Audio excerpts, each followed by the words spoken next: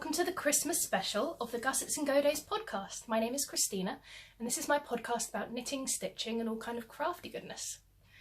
So I would like to do a little bit of a different podcast, just showing the crafty makes that I've done for Christmas. I've prepared my little tree, which looks super tacky on screen. It doesn't look that much less tacky in real life, but in a good way. That's what I was going for. I haven't done much Christmas crafting this year so far, but I'm hoping to get to that soon. I've got a few more gifts to do before I have the freedom to do that. But let's jump in with the Christmas things. So what I'm wearing is what I made last year. It's my first ever colourwork project, which I should have steamed before, but I didn't. Okay, so this is from the Vintage Gifts to Knit book by Susan Crawford, and this is called The Perfect Christmas Jumper. There's the picture. I feel like it looks a little bit more fitted on her than it does on me. Like, it's a little bit on the baggy side. If I had sewn this, you know, I would maybe like dart or take in the sides and have that more fitted. But you can't dart knitwear, and I'm not going to take in the sides. You'd lose this. I don't know if you can take in the sides on a knitted jumper. I don't know. Anyway, I knit it using Snuggly, Sidar 4-ply in the red and the white. Anyway, here's my little project page for it. So it was not just the Christmas jumper, because I wore this in Sweden, and it was February, I think. Ooh, we've got some serious glare going on. That's alright, you can see the gist of it. Snowy Sweden. So this, I knitted all the way up, kind of to here, and then I realised that I'd knit it in totally the wrong size. I started it Christmas Eve, I think, and then on Boxing Day I looked at it and I'd spent all the time. I didn't do any cooking, I didn't do anything except watch Call the Midwife and the Doctor Who and then all the other Christmas specials, because I love a Christmas special. And then I realised, oh dear, this looks very tiny. Let me just check the size. Okay, let's look in the pattern. So yeah, my waist's under 32 inches. Like, why is this not working? Of course it was the bust measurement. I don't have a 32-inch bust. So that was like a size, I don't know, size 8 UK? I'm size 14 UK? So it would have been like teeny tiny. I think I cried. I can't remember, but I think there may have been tears. So I just left that. I started re-knitting the right size, and it wasn't until I needed the yarn or a few balls in that I unravelled it all, and this was a nightmare because this is intarsia and it was all like wrapped. What a faff. But I really love it now. I have since making this jumper, and this is acrylic yarn. That's Snuggly Sidar is a children's, like a baby yarn, I think. I have since become a bit of a yarn snob with wools, like for the breathability, the warmth, just the antibacterial qualities, the fact that they don't retain smells, I don't know, I just feel like wool is a fantastic fibre and that's what I want to be working with. So I didn't know that when I worked with this, and I used bamboo needles, like really long ones, and as I'm knitting in bed, it's like swinging these oh, it was quite comical. And my tension was super tight because I was a very new knitter. Yeah, new knitting project. beginner friendly, not at all. But that's what I do with projects. I just jump in and decide, I want to learn how to do this. That's the project I want. This is what I wanted. I'd had a picture of this on my phone, I think, for 2 years. Hadn't really knit many things, and I just decided I had to do it. Anyway, very, very tight tension, and I'm, you know, when you're squeaking them across it, knit a few, and you're really struggling with every stitch because your tension's so tight. But I went, I think, I adjusted my needles, and it's come out really well. I didn't do the box pleat which comes with the book, so I emailed the designer and she sent me the new PDF pattern, which includes this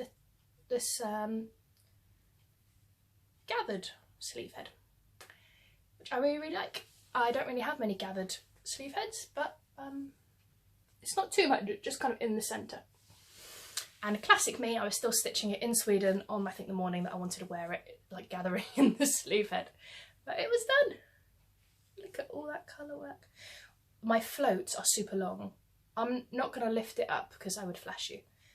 My bra, not, yeah. Anyway, they're super, super long. I didn't know that you had to wrap the floats behind to kind of just like hold them in. I've learnt that doing the silver mittens, but it's not all over. It's just the front. It actually looks more complicated than I remembered. I actually just thought it was this top bit. I didn't realise there was so many. Anyway, that is what I'm wearing. I'm going to wear it later in the week, and I think I might wear it with this plaid pencil skirt, even though it's not the right red, it's burgundy. I think, you know, let's go with it. Let's go. This is a made one that I made from the Gertie's new book for better sewing. The first one, just a plain pencil skirt, and I fully lined it. I showed that on my podcast recently. Alright, so let's move on to crafty things, because small things for me during Christmas are just my absolute love. And therefore, I do buy like a lot of any making magazine, any that sells a Christmassy edition, I'm going to get it. Even if I don't make anything out of it, you know, hot chocolate of an evening with flicking through. See, I could just sit here, totally ignore you and read this. So sweet. So, so sweet. Anyway. This one I was excited about. This is a recent one. Prima makes? Or just makes? Sew it, knit it, paint it, bake it, love it. Christmas 57 easy ideas. Oh, and there's recipes and like holiday ideas. So many cross stitching, greetings cards. I'm not just flicking for amusement, I am actually looking for something. Because I really, really loved the idea of this Christmas angel. I have some of these pegs, wooden clothes pegs, and I've made angels in the past, and I really, really like them. So I bought it for that, really. I saw it on the front cover there, and probably I would put a cone underneath her skirt so that you can just pop her on the top of the tree. She would keep me company. So that's the magazines. And one of the projects that I did from a magazine, I mean, I don't have a huge amount to show, but I made some felt decorations. So we've got a little, like a doe. She's not really a reindeer. Maybe she's Rudolph's girlfriend. And the Christmas pudding was not included in the patterns, but I used the template, and then I went wild. A little birdie, Rocky Robin, tweet, tweedledee, and Santa, who looks like Japanese. Oh, isn't he adorable? Little Japanese Santa. And then that one as well, another rogue one. So I've got 5 different styles, and rickrack because I love rickrack on the top. Not practical at all. I would not have used that again because of course branches come out this way, not this way. So sometimes they twist. I may at some point cut these off and use a string like a baker's twine in a candy cane twist or something. And those came from, gosh, it's a couple of years ago, I think. Yeah, 2 years ago. It's the Molly Makes Christmas, and this is a specific Christmas one. Often the magazines, they in the months leading up to Christmas, they do just Christmas projects in there, but they have some other stuff. This is specifically Christmas. You'd think the page would just fall open to that page, but right. That was the spread. And they are gorgeous. They're designed by Samantha Stas. They're so beautiful. I do like the 50s and the 60s, and I just thought they're super kitschy, but not in a tacky way. Not that I mind tack or tat. I've made them for gifts as well. Last year I made quite a few. All these I did with hand stitching, and then when I gift them I glue them. Because non-crafty people, they don't care if it's glued. I care if it's glued. I want this to last for 1,000,000 years. For my lifetime, which will not be 1,000,000 years, but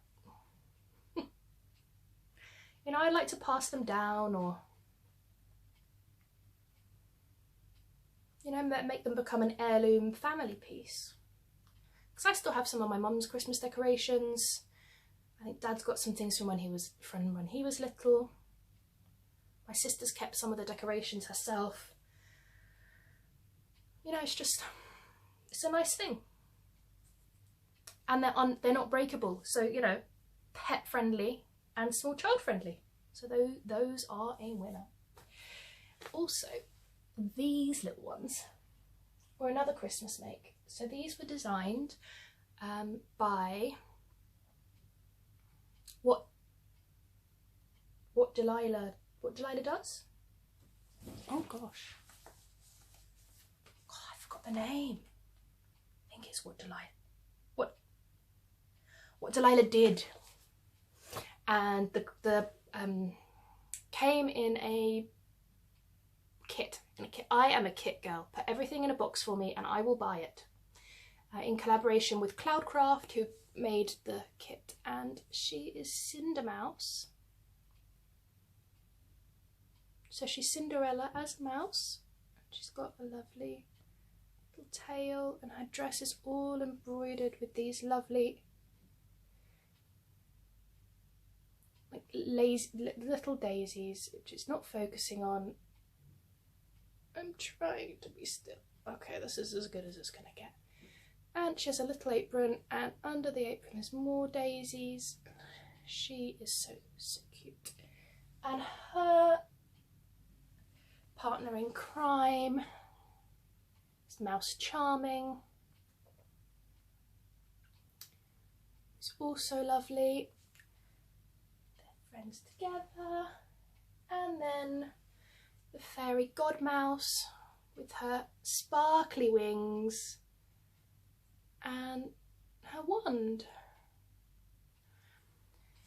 So you knew when you signed up that you would get this mouse. I signed up for the 3-month or the 3 kit, or anyway, and you didn't know who the other 2 characters were.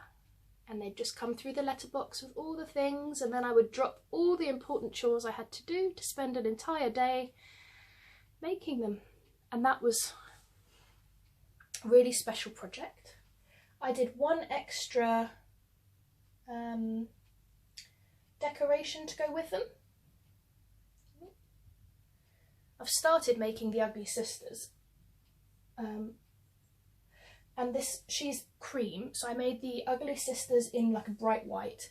and they'll have, I don't know, beauty mole and silly, maybe a hairdo, like a wig or something. I made her mother's dress that she wears with the turquoise beads, and then the ugly sisters, mean ugly sisters, tear it and ruin it, and then she cries and the fairy godmother comes. So that. I just remember this dress so vividly from childhood and from that film, so I wanted to make one. And I made a hanger. You can see the hanger is a paper clip which I moulded into a hanger shape, and the dress is glued on. Anyway, when these first came out and were available, there was a photo competition, so whoever took the best photo would win a prize, and I won. Yay!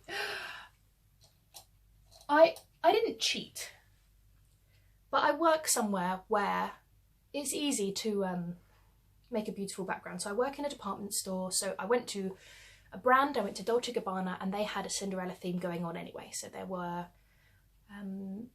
was shoes, the slippers, the glass slippers, there were little clutches, and on the clutch it had a kind of a time, a clock on there, lots of different things. So their fitting room has a mustardy, greeny, goldy jacquard fabric on all of the walls, and I set up, they were very kind and they let me set up a scene. So I did, and the pictures won, and I won a couple of prizes, including this made by what Delilah Did, Cindermouse Stitch Along winner 2015. So she stays with all my earrings, my vintage earrings. She's gotten a little bit dusty actually. Maybe I should keep her in my Christmas box and just bring her out for Christmas. I did think when I got her that maybe I could take off the banner, maybe even put some wings on her, and then she could be a Christmas fairy. I mean, obviously keep the banner, but I just loved her so much as she was, and I was so proud of the project, so I kept her just as is. She's the reason I had the ideas for the peg dolls. Of course, I'd seen them before, and it's not an original idea of hers specifically, but she's designed some cross-stitch skirts for some of her decorations in one of her, I think it's the Deck the Halls book. Yeah, I don't know, I think the fairy might be my favourite. They're so happy, and you had these video tutorials so you could log in on each step, and each like the face would be one, the wings would be one, and you'd log in, and what Delilah did, I don't know her name. I don't know if it is Delilah. Maybe, maybe not. She would go through it and zoomed in, and it was so clear. I would really recommend it. You can get them as a PDF. But I'm not a PDF girl. I'm definitely a kit girl. Just knocking all my mice over. Yay. And I think I've just got the one left. So, a friend of mine brought in one of these plastic canvas gingerbread houses, and I loved it. It was gorgeous. She had filled it with cookies, and she had a few different ones, and she bought them, I believe, from a car boot sale or a charity shop. I had to have one, and so I looked online for a pattern, because there must be a pattern, and that's the pattern. So it's called the Gingerbread House in Plastic Canvas, designed by Dick Martin, produced by Leisure Arts Craft Leaflets, and I don't know when this is. Is it a 70s or an 80s one? But it is old. 1987. Look at his little face. Oh, bless him. He's the artist. Okay, so it's like a cross stitch pattern, So you have these and it shows you how to do it, and you kind of count all the different boxes to cut out your pieces, and I did it. Quite ridiculously, I made, oh my god, I made a gingerbread house. Yeah, with a little gingerbread man. He's meant to have black eyes, but he looks a bit scary, so I put white ones on. And these little, oh, it's 3-dimensional with the flowers, so they come out. I don't know if you can really see that very well. Maybe here you can see it. And then the porch, little, oh, there we are. And then the roof was my favourite bit. I think it looks a bit Russian. Ooh, Austrian maybe. Okay. And the lid comes off. And then I hide my Lebuchen gingerbread huts. Yay! I haven't been able to find a square tin that fits this hole. When I do, that's what I will put inside. That is so cute. Oh, I think I've stood that up badly. Very dangerous to keep in my bedroom because I will eat all the gingerbread. I opened this one this morning. I've already had a few. Don't really know what to say about it. The yarn that I used to make it was 100% acrylic. I got them on eBay. They were £1 each. I picked all the colours. I have a lot left, so I will be balling that up to make pom-poms this year with my cousin Daniel, who's 8. Look at the heart, the little heart. And this just made me happy. This little project just is Christmas in, I don't remember how long it took me, but I obsessed over it. I had to have it done. I just wanted it so much. Yeah. Gosh. Just, you know, admiring my handiwork as you do. I do think that this motif I could use for something else. I don't know where I could use that, but I reckon I could. There we go. And that is all I have for this Christmas episode today. I don't know what crafts I will get up to.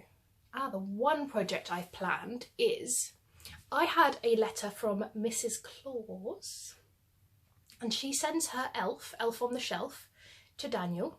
His name is Elvis, and he comes and visits Daniel every day, and he moves about the place, and he gets up to all sorts of mischief. Very naughty little elf. I think he was eating the shredded wheat a few days ago. Anyway, she would like, as she knows that I craft, she would like for me to make him a Christmas jumper and maybe a Slytherin scarf to match Daniel's, that I would probably make out of felt and not knit, because this would be teeny tiny knitting and the yarn is quite bulky. And maybe a Slytherin robe. So that is my next Christmas project. I guess the Slytherin tiny scarf and robe wouldn't be Christmassy, but the little Christmas jumper will. So I've taken his measurements. Mrs. Claus sent me the measurements, and I'm going to make a little Christmas jumper for him to wear with, I don't know what I should put on the front. Something Christmassy, maybe with a Star Wars reference. Maybe I can make a few. Because, you know, he wears the same outfit every day. Presumably when he goes back to the North Pole to report about Daniel's behaviour, he does get a new outfit, like a clean one, I would assume.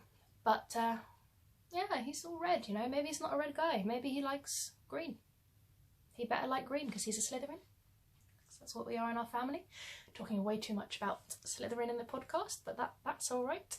Most crafters seem to be Hufflepuffs, which makes sense. Not many Slytherins about. And I do think I come across a little bit Hufflepuffy in my crafting, but I think it's my determination that is the Slytherin way. Anyway, rambling now. That wasn't a super long one, I don't think. Just said a few things, but I wanted to make sure to share them. I've already done my Christmas cake, which I have filmed already, so I don't know whether I'll put that up before or after, but you should check out that video too if you want to see me making a Christmas cake, which you might not, then don't watch it. Anyway, until next time, I'm Christina, and I'll see you soon. You can follow me on Instagram, or just check out my pictures. You don't have to follow me. I'm Gussets and Go Days there. I'm Gussets and Go Days on Ravelry. Those are the two places I use. If you want to have a little chit chat, send me a message on either of those two places, and I would be happy to say hi, and you know, we could talk knitting and yarn or Christmas or anything you fancy, or Slytherin, you know, maybe there's another Slytherin crafter. And that's all.